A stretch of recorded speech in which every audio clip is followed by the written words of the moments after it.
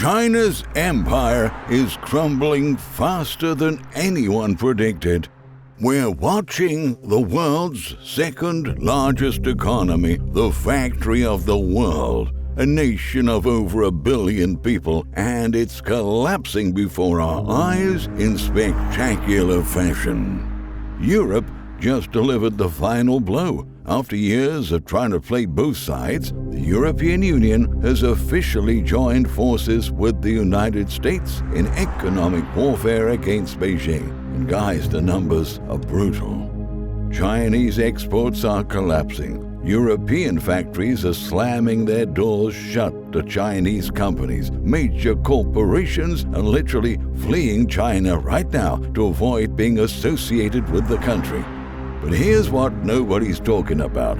This collapse was inevitable. Every empire in history has shown the exact same warning signs before their downfall, and China is checking every single box. So buckle up, because I'm about to show you today exactly how the world's next superpower became the world's next failure. Let me paint you a picture of just how bad things have gotten for China. When Trump slammed those massive tariffs on Chinese goods, Beijing thought they had a brilliant backup plan. No problem, they said. We'll just sell everything to Europe instead.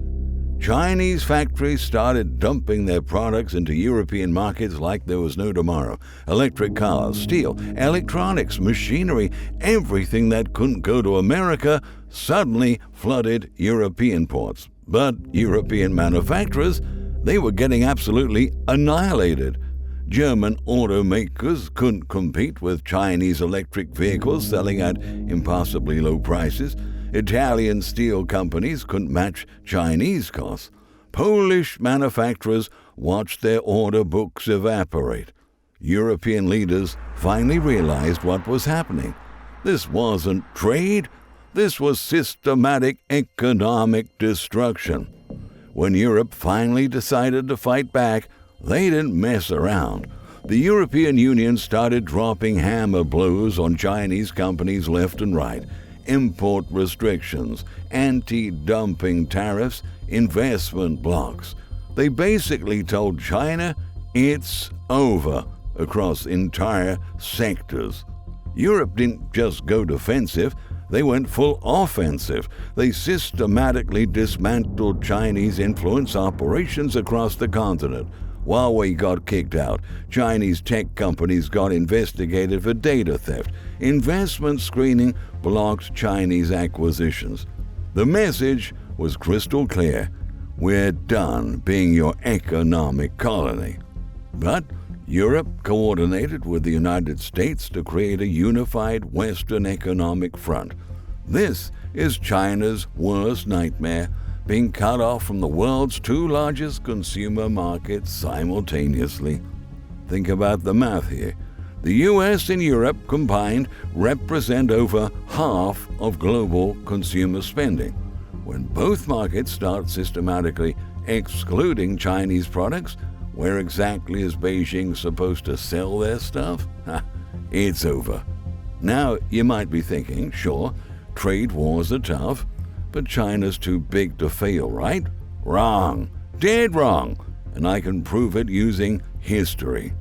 Throughout history, every dominant power that's collapsed has followed the same predictable pattern. The Romans, the Mongols, the Ottomans, the British Empire, they all made identical mistakes.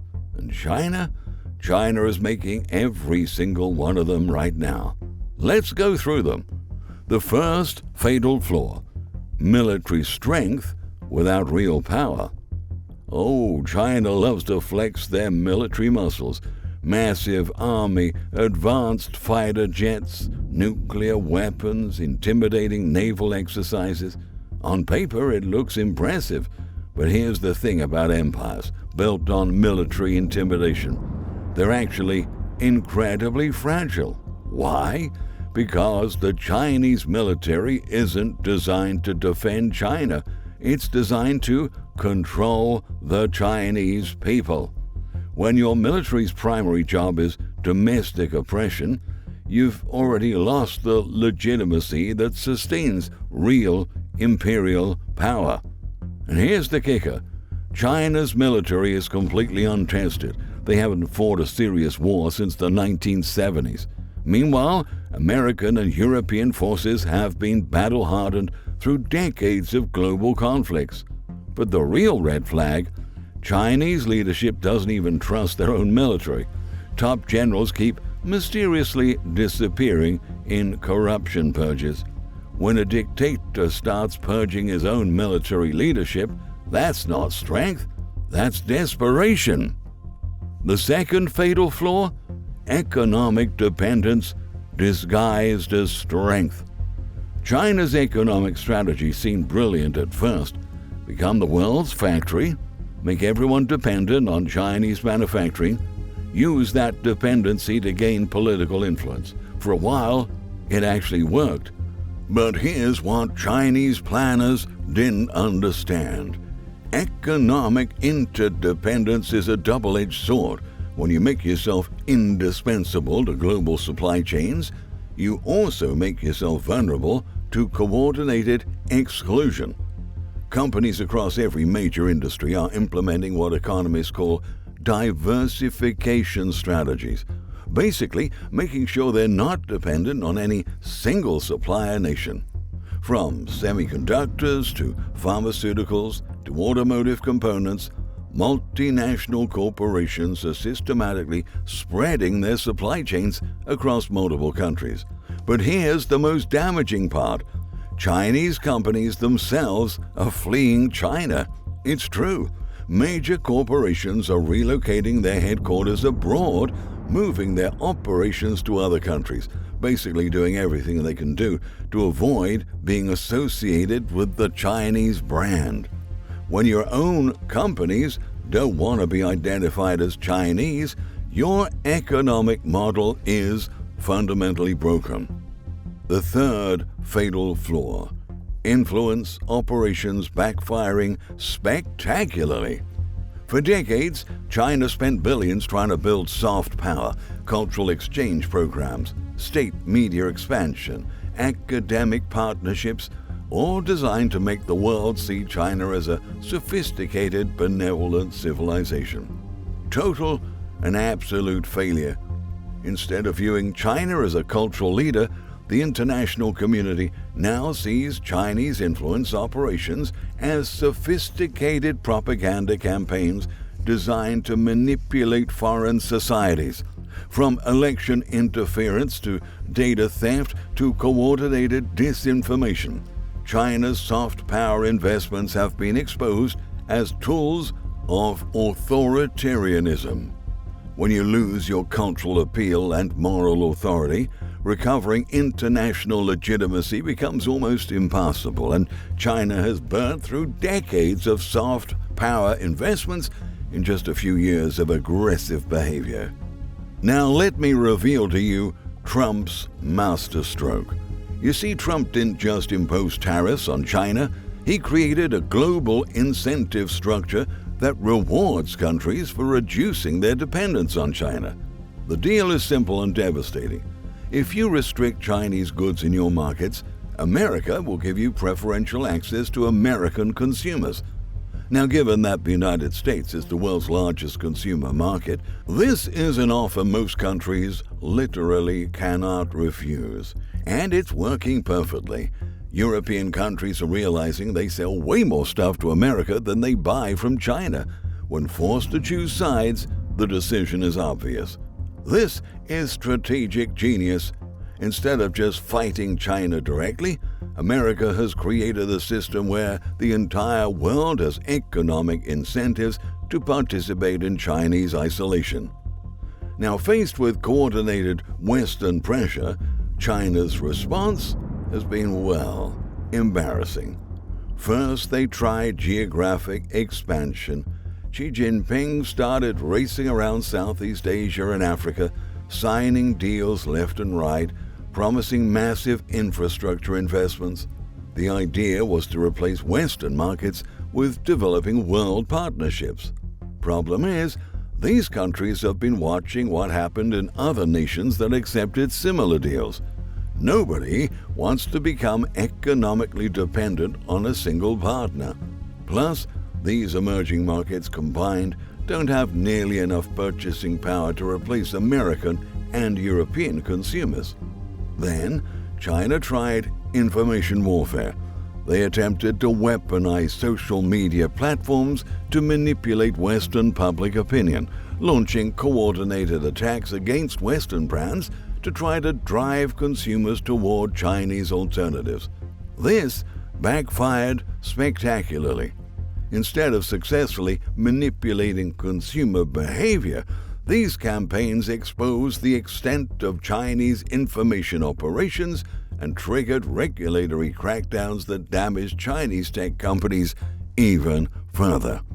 China keeps making the same mistake over and over. They think they can bully their way to dominance. But every aggressive move just gives the international community more reasons to coordinate against them. But perhaps the most devastating aspect of Western strategy targets China's technological ambitions. You see, for decades, China's economic model has been simple: acquire advanced technologies from developed nations, then use state-subsidized production to undercut the original innovators. This model is now dead, completely dead. Western governments have implemented sophisticated technology export controls that systematically cut China off from the technological inputs that drive modern economic growth. China's ambitious plans for technological independence, such as electric vehicles, renewable energy, space exploration, artificial intelligence, all depend on Western technological components that are becoming impossible to acquire. Oh, it's a perfect storm. China needs Western technology to advance, but the West is cutting off that technology while simultaneously building alternative supply chains that exclude China entirely. While all this external pressure is mounting, China is dealing with equally serious problems at home. The social contract that kept the Communist Party in power, rising living standards in exchange for political submission, is completely breaking down. Youth unemployment is skyrocketing, traditional manufacturing jobs disappearing. The wealth gap between urban elites and rural populations keeps growing. The much celebrated so-called Chinese economic miracle is starting to look like a pyramid scheme that benefited early participants while leaving younger generations with debt and much diminished prospects. But here's the most telling sign. China's best and brightest are leaving the country in massive numbers. Young professionals, tech workers, entrepreneurs, they're immigrating at unprecedented rates, taking their skills and their capital with them. This brain drain represents a fundamental vote of no confidence in China's future. When your own people are fleeing the country, your empire is already over. Look, here's the brutal truth. China has probably already passed the point where they could reverse this decline through policy changes. The combination of external pressure and internal contradictions has created a dynamic where Chinese responses to challenges tend to make their problems worse, not better. Beijing's increasingly authoritarian domestic policies alienate international partners while failing to address underlying economic problems. Aggressive foreign policy moves intended to project strength instead provoke more coordinated international resistance. It's a downward spiral. Down, down, down. Every Chinese response to containment pressure generates additional reasons for international opposition, which generates more pressure, which generates more desperate responses. China is trapped in a cycle they can't break because the fundamental contradictions in their system makes sustainable solutions impossible. It's a downward spiral with no exit. So, we're looking at the end of an empire. For years, people assumed China was different, too big to fail, too economically integrated to be isolated, too culturally sophisticated to make the same mistakes as previous aspiring empires. But they were wrong. China is learning the same lesson that every previous empire has learned. Size doesn't protect you from coordinated opposition. Economic integration doesn't save you when your partners lose trust in your intentions. The Western strategy of coordinated containment is working because it exploits the fundamental contradictions in the Chinese system. By forcing Beijing to choose between domestic control and international integration, Western policymakers have created an impossible dilemma for Chinese leadership. What we are seeing today follows the exact same pattern that brought down previous superpowers when they overreached. Like China today, these empires appeared militarily formidable and economically substantial. But coordinated pressure from rivals, combined with internal contradictions and the burdens of imperial overreach, ultimately proved unsustainable. China's imperial moment is ending before it ever truly began. We're watching a historical process unfold in real time, the collapse of an aspiring empire under the weight of its own contradictions, and the coordinated resistance of an international coalition determined to prevent Chinese dominance. The only question now isn't whether China will fall, it's how spectacular the collapse will be when it finally happens. Based on everything we're seeing, it's gonna be absolutely brutal. The Chinese century is over before it started. The world is moving on, and China is being left behind. We look forward to reading your comments. Please subscribe to Epic Economist, and thank you very much for watching.